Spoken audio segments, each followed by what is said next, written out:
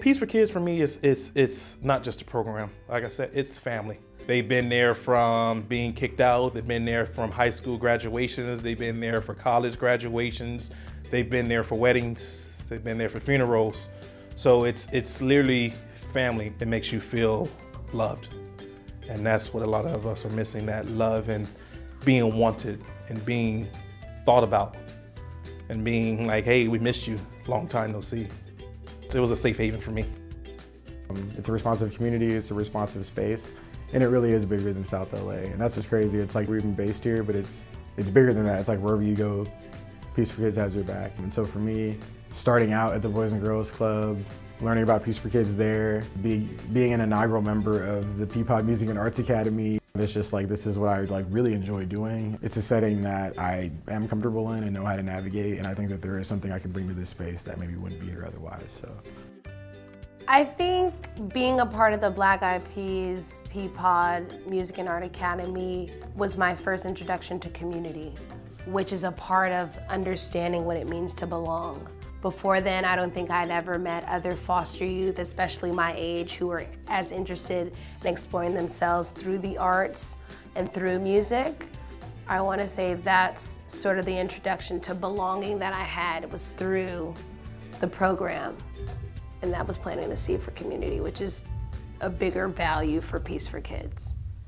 and so as far as like safety and what it means for me, again, even as an adult, it's like I'm able to like tap in with the community and like find a place to land. Even when I was in the Bay, like I would be back and forth, you know, sometimes like in town, and I'd stop by Peace for Kids, and it was just always an open door. And I think that that is really significant in the foster care context, where there's a lot of closed doors, to have like an open door for such a long time. So, and that's one thing I really like about Peace for Kids. It's like it's place-based, but that's almost like the only thing that is the uniform thing with Peace for Kids, is that it's here and that it's been here for 25 years, but beyond that, it's whatever it needs to be for a young person.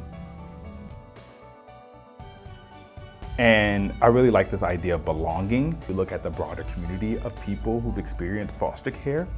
We are like obligated at that point.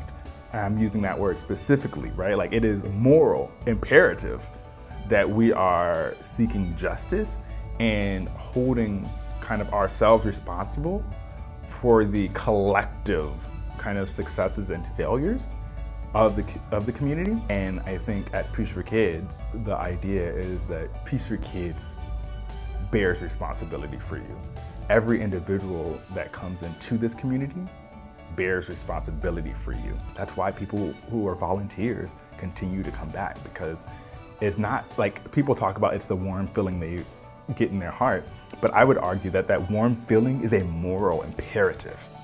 And that gets us back to Martin Luther King and Mahatma Gandhi, right? They talked about the moral imperatives of our heart.